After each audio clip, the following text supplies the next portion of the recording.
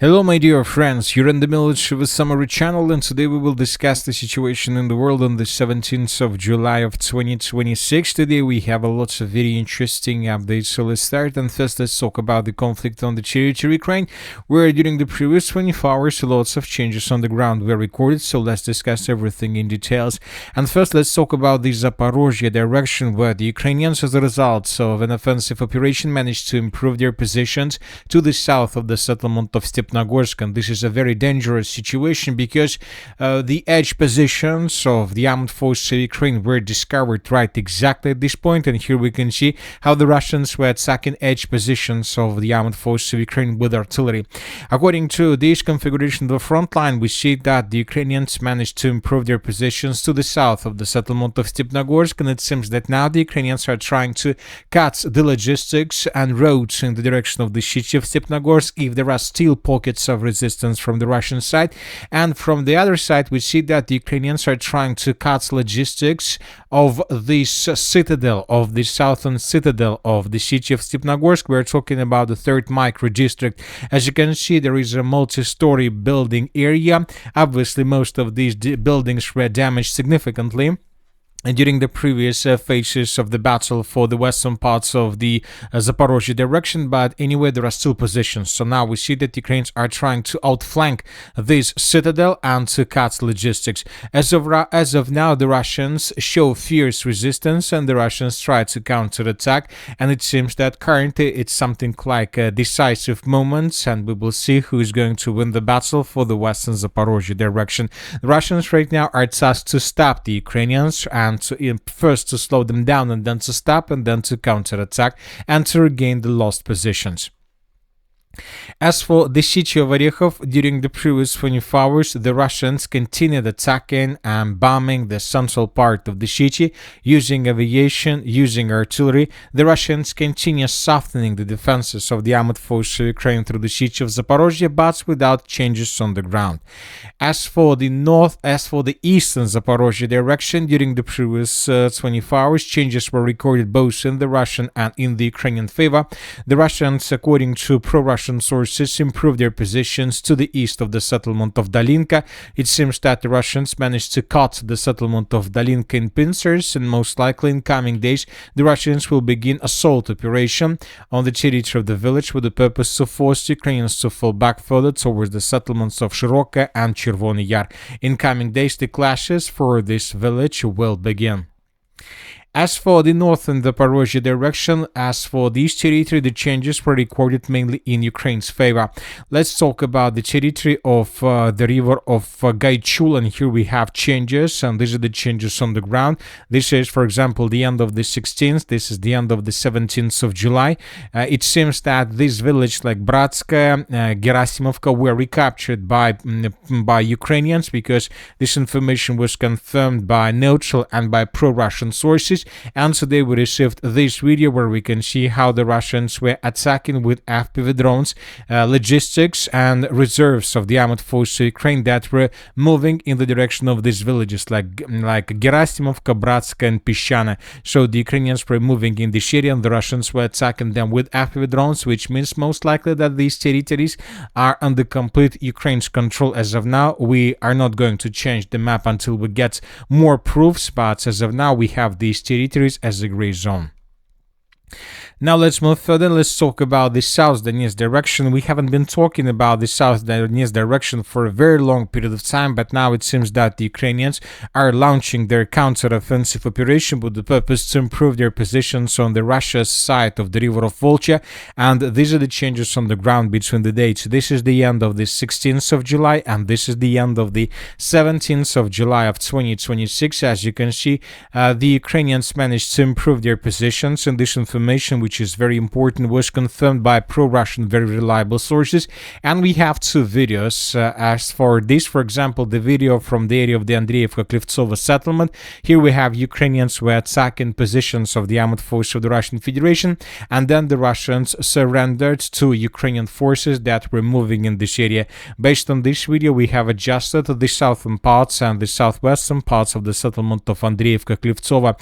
As for the village of Ivanovka, we have a video where we can see how Russians were attacking Ukrainians with FPV drones, so their edge positions through the northeastern parts of the settlement.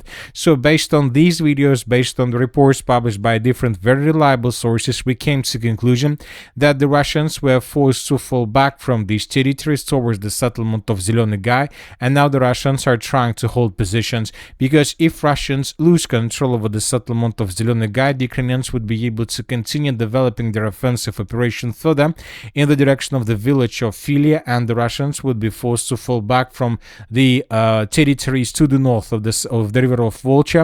So we are talking about the villages of Filia and Novopavlovka, and it will cause significant problems to Russians, because the village of Novopavlovka is a very important village in the Dnipropetrovsk direction. So that is why the Russians most likely would try to regroup these days with the purpose to stabilize the situation and to slow down the Ukrainians.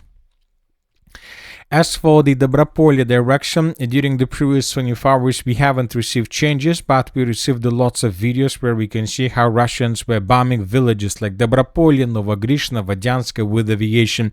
So which means that the Russians continue softening defenses of the armed forces of Ukraine through these territory, probably before the beginning of a major offensive operations. Of now, very difficult to say when exactly the Russians are planning this major offensive operation, but one thing is clear: the Russians are going to hold elections in September of 2026, which means that the Russians most likely before the beginning of elections would try to establish complete control, or would try to get big results along the line of combat contact, to have results before election starts. Now let's talk about the Druzhkivka-Slaviansk direction. During the previous 12 hours, additional changes on the ground were recorded on the outskirts of the settlements of Osykovo, Alexeyevo, Druzhkivka. These changes were provided by neutral mappers. The Russians began moving outside of the city of Konstantinovka in the direction of the village of Osykovo, and currently there are just 500 meters before the villages. So this is the distance between the city of Konstantinovka, more precisely edge positions of Russians, and the village of Osykovo, just 800 meters, and the Russians would be able to answer the settlement. According to pro-Ukrainian sources, first sabotage and reconnaissance groups of the armed forces of the Russian Federation have already entered the village of Alexeyevo, the village of Osykovo and the Alexeyevo-Druzhkivka agglomeration, but as of now, as of the end of the 17th of July of 2026, we still haven't received proofs about this. The Russians continue their offensive operation in the direction of Kramatorsk and Slaviansk, and this is a very interesting situation, because today several experts published a very interesting analysis, and according to the analysis, the Russians established control over elevations, over strategic elevations and hills. So the Russians controls the highest lines, the highest points to the east of the city of Kramatorsk and Slaviansk, which means that the Russians have a very good observation of both cities and of the entire Slaviansk-Druzhkivka agglomeration, and from these positions the Russians are able to attack the cities with artillery, with drones, and to control the situation.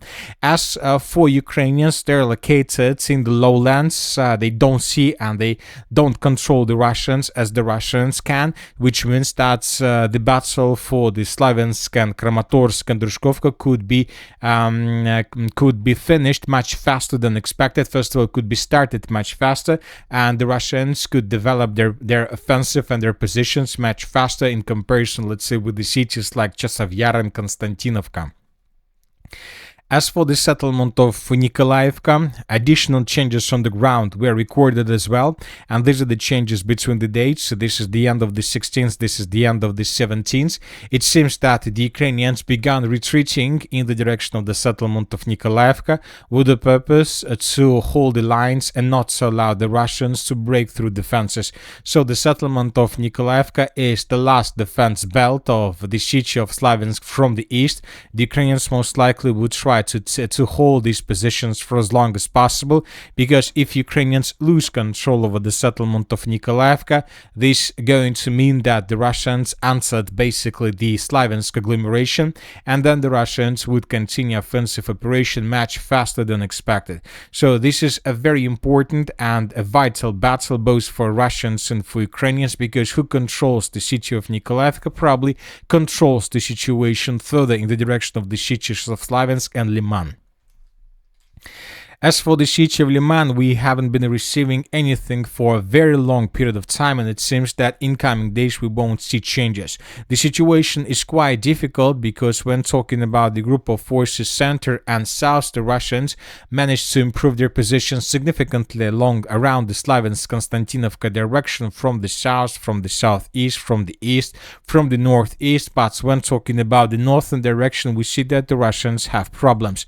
The Russians probably 4 months ago reported that just 149 buildings left before the end of the battle for the city of Liman, and almost a month passed and we see no progress on the ground, which means that either the Ukrainians counterattacked or the Russians decided to keep the situation in secret until, let's say, the beginning of the parliament elections campaign from the Russian side. Who knows?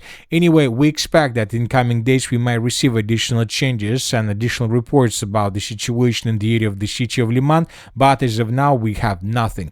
Furthermore, we had reports that Ukrainians right now are trying to counterattack in this area, trying to force the Russians to fall back and to change their plans regarding the battle for the city of Liman. The Russians strike back, and for example, during the previous 12 hours, were reports that the Russians destroyed railway station in the area of the city of Vizar and buildings in this area that Ukrainians were using as warehouses and ammo depots. So there are very heavy clashes through this territory, but we see that both the Russians and the Ukrainians are trying to keep this information, the situation in this area in secret. So that is why we don't know what is happening, but telling the truth, the southern Barovo pocket is one of the most powerful battles and the most probably decisive battles through the entire summer military campaign, and we have nothing about the situation in this area.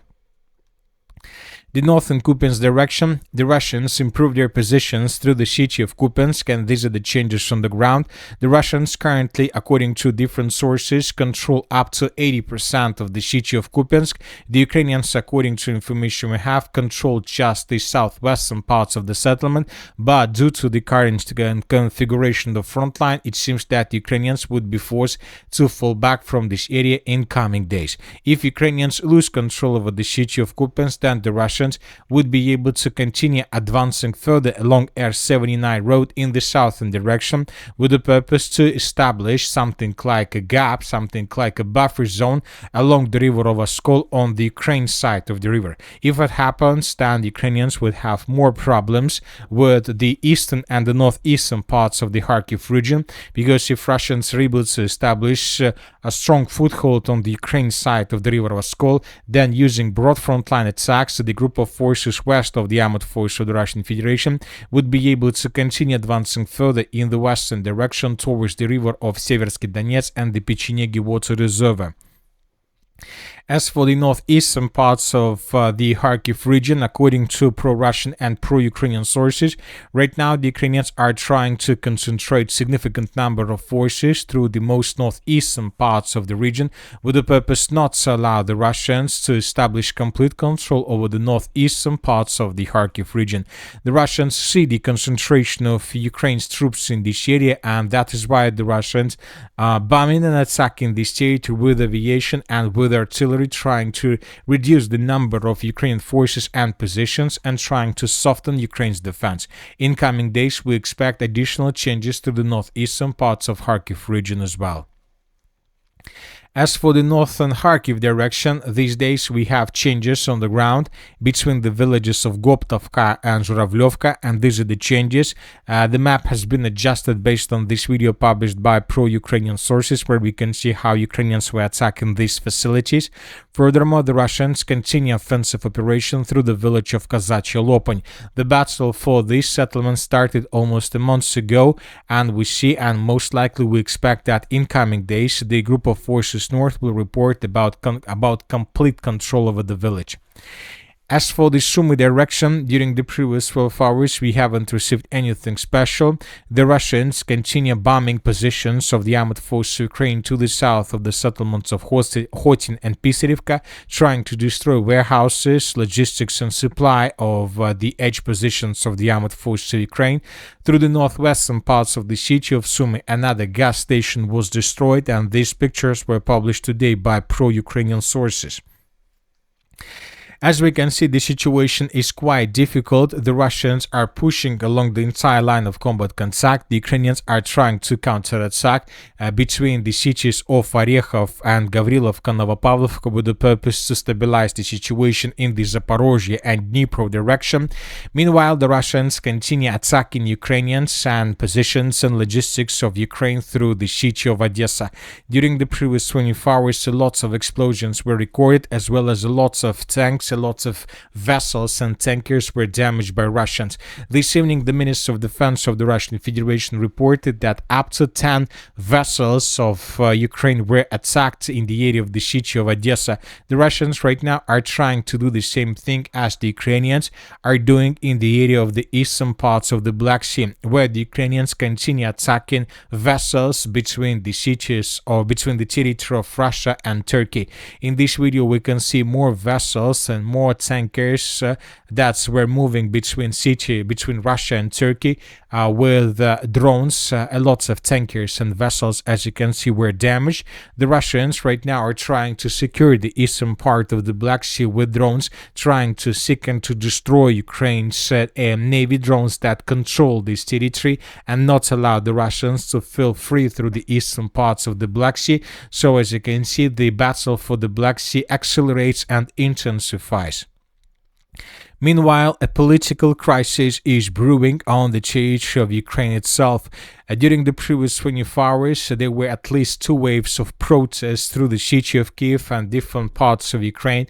Today, according to information we have, civilians and Ukrainians are going to start another protest. This time, they're planning to start this protest at 8 p.m. As of the moment when I started making this video, we haven't received anything on this matter, but probably people will start protest against Syrskyi. We see that currently there is a very big media campaign against the commander-in-chief of the armed forces Ukraine at the moment when the Russians are trying to begin a major battle for the Slaviansk-Konstantinovka direction. The president of Ukraine, Zelensky, stated that he is not going to dismiss Syrskyi, at least during this period of time. And when he made the statement that he's not going to dismiss Syrskyi, we start receiving more updates from different pro-Ukrainian sources that lots of people, many people are planning to strike, are planning to protest today against the current situation. And you know that we see that the Ukrainian authorities doesn't understand the potential of the current protest, because we need to understand that during the protest period of time, nobody cancelled or nobody stopped the mobilization process, and we need to understand that when there are lots of people on the streets, especially on the territory of the city of Kyiv, and if somebody makes or creates the situation with, let's say, unsuccessful mobilization episode, this can lead to unpredictable consequences, and this can lead to thousands of people, thousands of Ukrainians on the streets of the city of Kyiv. So the situation is very difficult, and we need to understand that there are lots of powers, lots of third parties who are interested in both the negative mobilization process and protests on the streets of Ukraine. Because I would like to remind you that protest in 2013, when everything started basically like the same like we see right now. So there were unhappy people, but at the same time, at some point we saw a violence against protesters on the territory of the city of Kyiv, and this situation led to complete collapse of the former president Yanukovych, and everything is possible during these days as well. So let's wait and see how exactly the protests are going to take place starting from 8 p.m. of the 17th of July of 2026. Today we received also lots of very important updates about the Vizar factory. I would like to remind you that during the previous massive attack, the Russians attacked the territory and there were very heavy explosions, and today we received additional videos on this matter. In this video we can see how the Russians attacked the Vizar plant. As you can see, a very heavy explosion took place, and then we have more updates on this matter. We have lots of explosions, and the most important thing, we have missiles and we have rockets flying from the territory of this plant after the Russians attacked the territory. And later, more precisely this morning, we also received this video where we can see the consequences of attack. And as you can see, the plant itself, this enterprise itself, was reduced to ruins, and the most important is the territory around was damaged badly or even destroyed as well. So this is the situation. Furthermore, this evening we received the report that within the next 48 hours there are very high chances that the Russians may carry out a massive attack through the territory of Ukraine. The Russians may attack the cities of Odesa, Kyiv, Zaporizhzhia, Dnipro with hundreds of drones and dozens of missiles. So everything is possible during the next 48 hours, and together with protests on the territory of Kyiv, together with unwillingness from the side of the president of Ukraine to change the commander-in-chief of the armed forces in Syrskyi, and this cocktail can bring to unpredictable consequences both for Ukraine and for the entire process of the special military operation. And that's it for today. The Military Summary channel reminds to we condemn any violence in the world. Thank you for your watching. Subscribe to my channel, put your likes, join my Patreon, and have a good day. Bye bye.